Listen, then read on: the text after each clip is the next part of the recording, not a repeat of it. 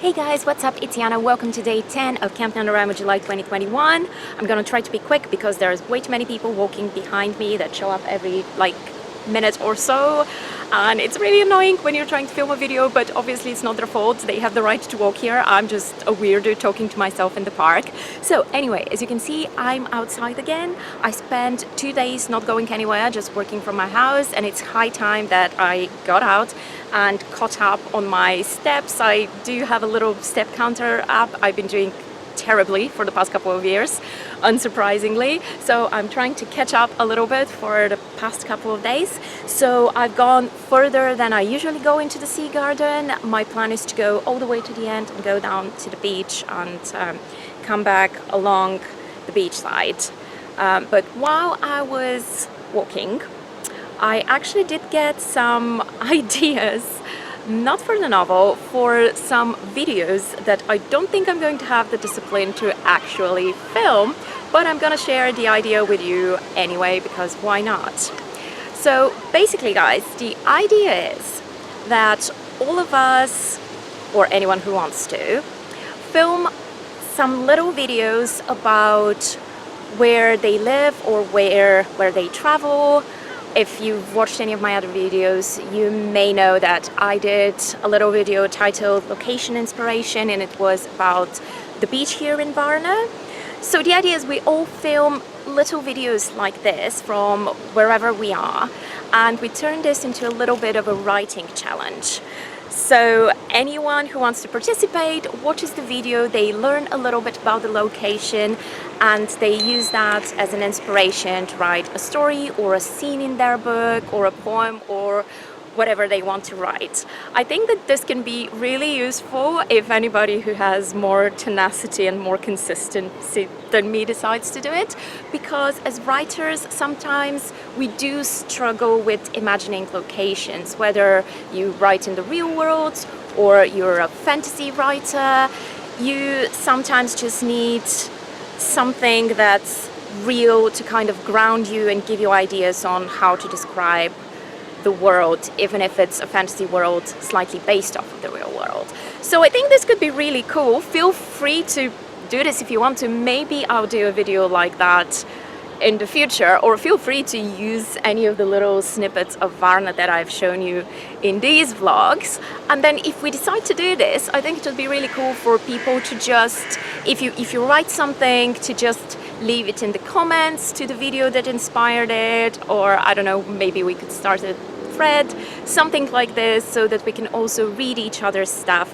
I would personally be extremely interested in just seeing other places without necessarily having to travel there, and also seeing them through the eyes of other writers.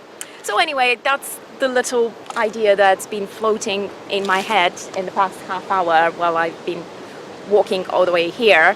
And now I'm just gonna keep going, and I'll see you in a few minutes when I stop again to talk to you. So just for context, this is where we are. So I'm in the sea garden, and the sea and the beaches are down there.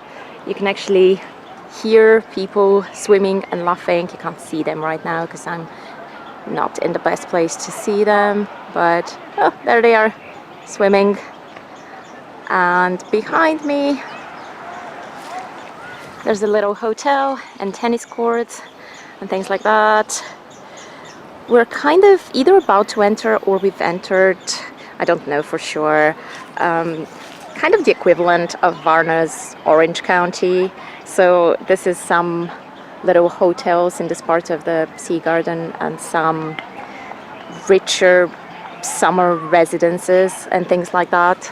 It's not super fancy, but it's like, okay, well, some of it is super fancy.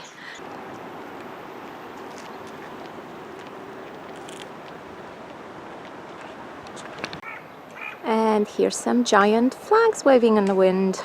That's our flag over there, the white, green and red, and then the European Union flag. They're far away.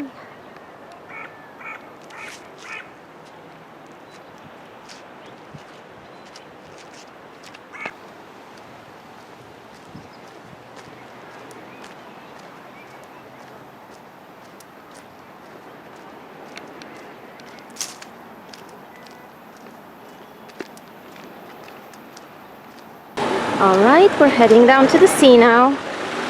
Lots of cars here.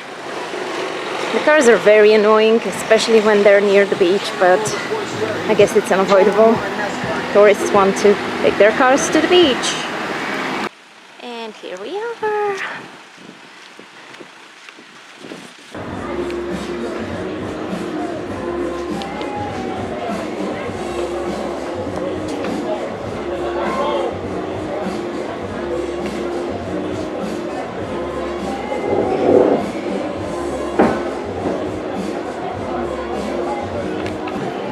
Oh my god, you guys, I've just realized what I need to do in order for this book to work so much better. I just have to completely change the number, the order of the chapters and the order of events. It's not a massive edit in terms of like content or words. Barely anything is going to change there. But if I just switch some chapters and have some things that happen later at the moment happen earlier, it's going to solve so many of my problems. Now, I only wish I actually had a proper working laptop, because copying and pasting on a tablet is a friggin' nightmare. But I'm just gonna see what I can do, and then if I get super tired of trying to do that on the tablet, I'll do it when I get back home, because it's literally just things switching places, and then it runs a lot better. So we'll see what happens. Lexi, help me wrap up this vlog quickly because I'm exhausted.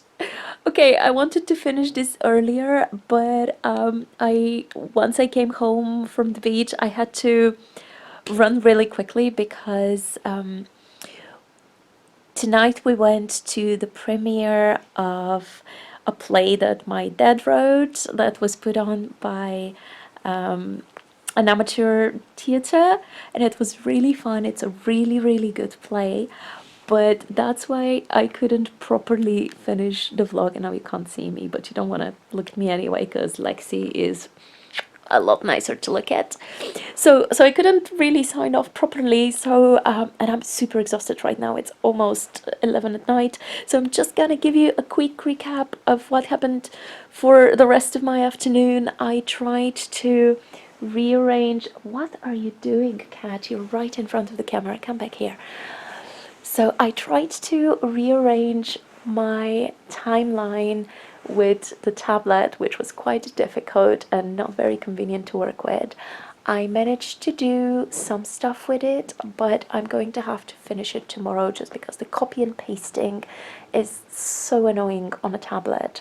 So I did the timeline. I swapped things around in the timeline, but I didn't fully rearrange the chapters themselves. But I'm super happy with kind of the new arrangement of the new order of events, and really almost nothing has changed in terms of the story, but it flows so much better because I had the issue of my characters were going back and forth between two places, and it worked, like it was fine as it was, but it just seemed a little bit unnatural, like they were just zigzagging between those two places and like constantly finding reasons to go to that place or go to this place. And now the way that I've changed it, with some things happening earlier, it's actually, she's fed up with me, it's actually a lot better because they don't have to do that. So I'm happy with today's progress. I'm gonna continue working on it tomorrow, but thank you very much for watching. Oh, I was going to ask you something actually. You saw at the beginning of this video that I was trying to record that first clip without people walking behind me and staring at me weirdly. Probably I haven't checked if they are giving me any funny looks, but I was trying to film while there weren't people around, but they kept showing up, and finally I just kind of said fuck it, whatever, and I just kept going even when people were around. So I was wondering how many of you film YouTube videos when there are just random strangers around. I know that not many people do. Usually author tubers just kind of film from, you know, a room in their house. But I know some people go to cafes, but that's usually just to record stuff like typing or, you know, not talking to the camera. And I feel like I would be less self-conscious if there was at least one more person behind the camera. But when I'm literally just talking to myself, I just look like a complete weirdo. But then again, I'm clearly vain enough, or I don't know what the word is, to not care so much that I don't do it, because clearly I did it.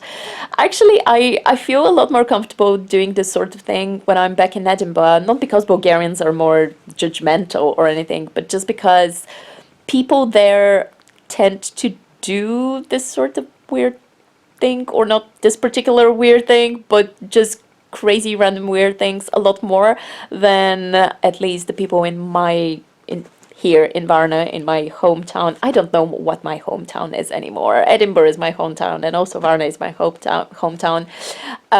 But people in Edinburgh do it a bit more, so I don't really feel that self-conscious when I'm there. I've actually recorded a bunch of weird videos there, even in places where there are like crowds of tourists. I did a Good Omens, Terry Pratchett and Neil Gaiman's Good Omens cosplay, where I was dressed in a sheet and carrying a plastic sword right in the middle of like a crowded touristy spot. And the funniest thing is, nobody even came to ask me what the heck I was doing. Two groups of tourists came by and asked me for directions, completely ignoring the fact that I was dressed as a warrior angel with like little wings on my back. Didn't even blink an eye. They were just like, "Oh, how do we get to that place?"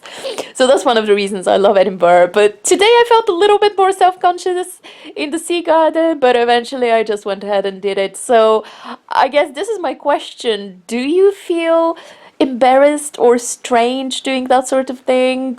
Would you do it if you're not doing it?